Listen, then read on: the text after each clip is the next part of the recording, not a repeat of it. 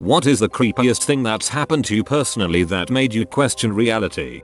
I'm curious if anyone else has had this happen. Years ago, my then wife and I would run into the same woman everywhere we went. And I mean everywhere we went. This went on for about a year. Go to the grocery store, she would be there shopping. Starbucks, yep, sitting right behind us. Walking around the mall, she would pass us walking in the other direction. Movie theater, she'd be behind us in line getting popcorn. The creepiest encounter was while driving on the freeway. My wife looked at the car next to us and screamed. Yep, it was her. She was always alone, never talked to us, and always made eye contact. She had a very unique appearance. She was very tall, very thin, and had very tight skin on her face. It was so unusual that we joked that we were being studied by an alien. It was some serious glitch in the Matrix stuff.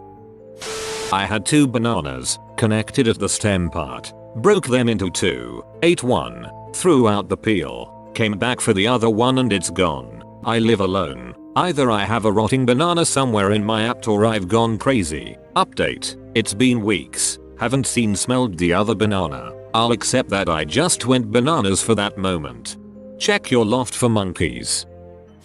It was years ago, when I was about 17. I had gotten home from school and wasn't feeling well, so I spent the rest of the day just laying on the couch. By about 8 PM I was feeling even worse and decided I should just try to sleep whatever it is off, so I go to my room and get in bed and pass out pretty quickly. I don't know how long I was asleep, but I suddenly woke up in my pitch black bedroom and all I could think was I'm going to die right now. My body was so weak, the room was spinning and my body felt like it was on fire. I look over to the edge of my bed and sitting on the edge is my grandmother, who died just a few months ago. She pats my arm and says it's going to be okay. Just call for your dad. Try it. Call for your dad. So I start calling for him and it felt like an eternity, but he finally burst through my door and asks what's wrong. I look over and my grandmother is gone. After that, he gets me up and takes me to the ER, where I have a fever of 106F, which explains a lot. I had to get a ton of fluids and a shot in my hip, but I eventually felt okay-ish.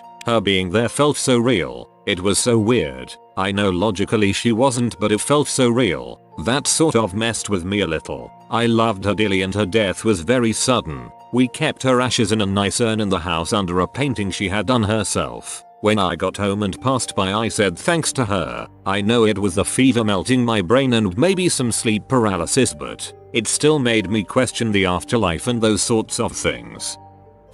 Not necessarily creepy, but definitely made me question reality. I used to work in a gas station. One regular customer was like night and day. One day he'd be soft-spoken and shy, the next he'd be obnoxious. His cigarette preference also changed from day to day, but he always came in the same work truck with the same guys at the same time of day. One day, he walked in and went straight to the bathroom. A minute later, he walked in again and came to the counter. Twins. It took me 8 months to realize they were twins. And not even identical twins, either. They just looked really similar. Similar story but completely different. I got Chipotle for lunch today. When I got to check out, the same girl who started my bowl was there. I made some crack about how fast she was to beat me there, and she looked confused. I commented on how she started my food and now was finishing it. She laughed and pointed at her sister at the beginning of the line. About 7 years ago I was at my mom's house. I live next door, and this white car pulls into the driveway. We weren't expecting anyone, so I assumed they were lost and needed directions, and went to the door. A white woman in her 50s or 60s got out, along with a 9 or 10-year-old black girl. Surprised me because I expected the kid to stay in the car if they just needed directions. I opened the door and the woman kind of nudges the girl towards me, both with big smiles on their faces. I said hi, what can I help you with? She asked if I was Baggy Raccoon and I said yes. She told me they went to a neighbor's house looking for me, and they pointed her to our house. They just kind of stared at me expectantly, like I was supposed to know the girl and be happy to see her. When I didn't react, the woman told me they were here to see the dentist. UHH. No dentist here. Small ranch style house in a fairly rural neighborhood. No dentist here. Not anywhere near us. The woman and the girl just kept smiling. They didn't look confused. They just kept saying, Are you sure? Finally they left, and later I asked the neighbor who directed them to our house, and she said she never told the woman my name, that the woman asked for me specifically. It's always kind of haunted me. I really feel like I was supposed to know that girl. Like, if I was a guy, this would be someone trying to introduce me to a kid I didn't know I had. I honestly started wondering if I was nuts and had given up a child for adoption. It was that strange of a feeling. My mom firmly believes the girl will come back someday to tell me what it was about, and I think about it frequently. Drives me insane to wonder what they really wanted. Maybe they're from the future and the girl had a toothache. You're supposed to be a dentist. When I was 12 or so and still living at my parents' house, I woke up in the middle of the night to pee. I got to the bathroom and heard what sounded like a party going on downstairs. Laughter, music, the sound of glasses being knocked together for a toast, the whole shebang. I thought it was weird that my parents had friends over so late and hadn't told me, but I decided to go and see who was there. Opened the door to the kitchen and the entire downstairs was completely dark and silent. Not even a TV on. I was thoroughly confused, but the strangeness of the situation didn't really register, so I never told anyone. Years and years later I mentioned this to my dad and he said he had heard them too. Turns out there used to be a small public bar in their home, which is over 150 years old. I guess some of the patrons decided to hang out for eternity. My cat hated me for the first 7 years we had him. He was a feral that was tamed by my wife, and only accepted affection from her. My wife assured me that this was common for ferals. Then one day he suddenly warmed up to me, and wanted me to pet him. We've been best friends ever since. This was approximately 4 years ago, about the time that my wife's brain cancer was becoming aggressive. Even before we were aware of it, she died 2 years ago. It's like he knew it was just going to be the two of us one day. She died 2 years ago. It's like he knew it was just going to be the two of us one day. I am so sorry for both of your loss. I burnt about 10 filing cabinets full of papers for my high school friend's dad for less than minimum wage back in 2004. Literally millions of lines of words, maybe even 1 million pages or close, just tossing them into a barrel burning. After a few hours, I victoriously tossed in the last folder. A little sprite of flame shoots out and a singed fortune cookie looking piece of paper floats to the ground in front of me with the words only. What burned does not return. I still don't know. The probability just is astronomical. I'm the type of person who keeps my bedroom door closed and locked all the time, no matter what, even if I'm home alone. So like a year ago, it was 1 AM and I had decided to get a glass of water before going to bed. After coming back in my room I swore that I closed and locked my door. After about 30 minutes of me dozing in and out of sleep, I suddenly felt all the ambient noise completely dissipate and immediately got that something feels off feeling. I got up and saw that my door was wide open. It scared the crap out of me as I was home alone. I've just chalked it up to being a one-time mishap on my part.